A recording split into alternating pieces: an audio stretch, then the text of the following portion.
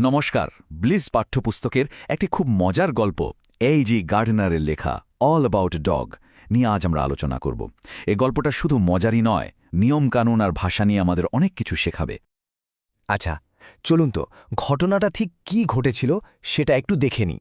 ভাবুন, কনকনে ঠান্ডা একটা রাত, পূবের হাওয়া একেবারে ছুরির ফলার মতো গায়ে লাগছে। আর ঠিক তখনই একজন মহিলা একটা ছোট্ট কুকুরছানা সঙ্গে নিয়ে বাসে উঠলেন। আর এখান থেকেই আমাদের গল্পের শুরু। একটা খুব সাধারণ ঘটনা, কিন্তু দেখুন কি করে এটা একটা বিরাট ঝামেলার আকার নেয়। তো একদিকে আছেন ভদ্রমহিলা তার ছোট্ট পেকিনিস কুকুরটাকে নিয়ে, আর অন্যদিকে বাসের কন্ডাক্টর যিনি নিয়ম কানুন নিয়ে ভীষণ কড়া। তার মনে হয় যাত্রীরা সবসময় নিয়ম ভাঙার ধান্দায় থাকে।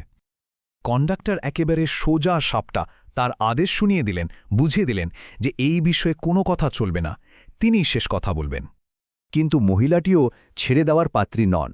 তিনি সাফ জানিয়ে দিলেন এই ভয়ঙ্কর ঠান্ডায় তিনি কিছুতেই বাসের খোলা ছাদে যাবেন না, এটা তার জন্য প্রায় মৃত্যুর শামিল। এর উত্তরে কন্ডাক্টর যা করলেন তা কেউ ভাবতেও পারেনি। তিনি শটান বাসটা থামিয়ে দিলেন। যতক্ষণ না তার কথা মানা হচ্ছে, বাস আর এক চুলও নড়বে না। ভাবা যায়? এই ঘটনার পর কন্ডাক্টর আমাদের লেখকের সাথে কথা বলতে এলেন, আর তাদের এই কথাবার্তার মধ্যেই কিন্তু গল্পের আসল শিক্ষাটা লুকিয়ে আছে। লেখক খুব সুন্দর করে বোঝালেন যে নিয়ম অবশ্যই দরকারি, কিন্তু সব নিয়ম তো আর অন্ধের মতো মানার জন্য নয়।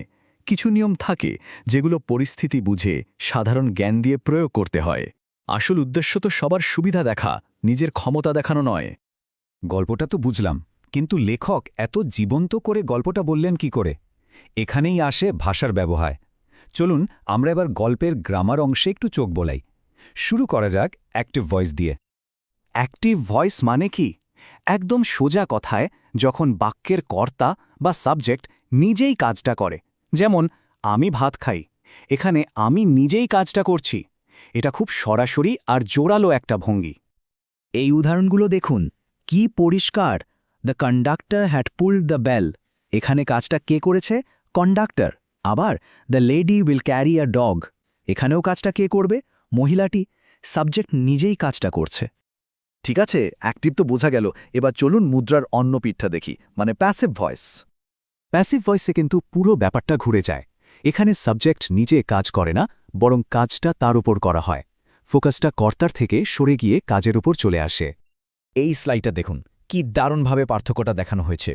অ্যাক্টিভ ভয়েসে ছিল কন্ডাক্টর ঘণ্টা বাজিয়েছিল, আর প্যাসিভে হয়ে গেল ঘণ্টাটি কন্ডাক্টরের দ্বারা বাজানো হয়েছিল।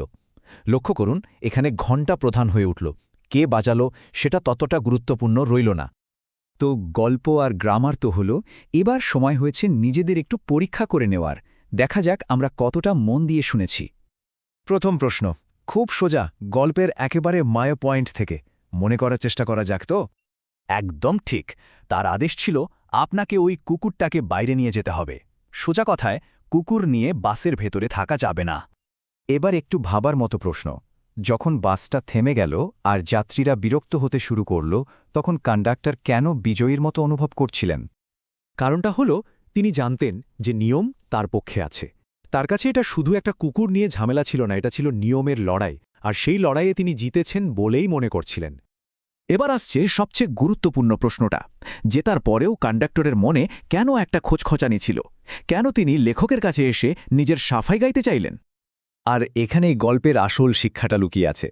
আসলে তিনি নিয়মটা তো পালন করেছিলেন, কিন্তু নিয়মের আসল উদ্দেশ্য মানে মানুষের সুবিধার দিকটা একদমই ভুলে গিয়েছিলেন। তাই জিতেও তার মনে শান্তি ছিল না। তিনি বুঝতে পারছিলেন কোথাও একটা ভুল হয়ে গেছে। আর এই গল্পটা আমাদের এই গভীর প্রশ্নটার সামনে এনে দাঁড় করায়, কখন নিয়মকে আঁকড়ে ধরে থাকা উচিত আর কখন পরিস্থিতি বুঝে একটু নরম হওয়া উচিত। আশা করি এই আলোচনাটা গল্পটা এবং এর গ্রামারের দিকটা বুঝতে সাহায্য করেছে।